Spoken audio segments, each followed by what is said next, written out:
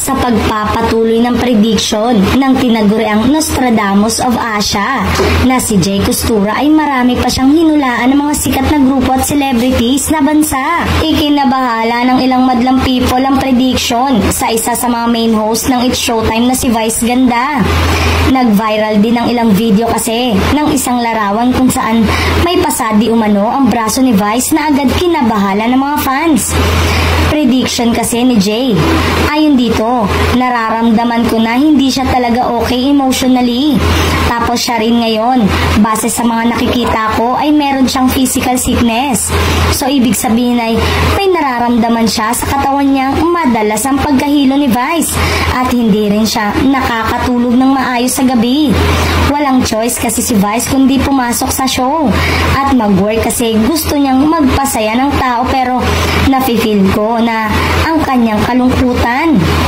At nagulat si OG dahil nababasa ni Madam J na maghihiwalay sila Vice at partner nitong si Ayon Perez.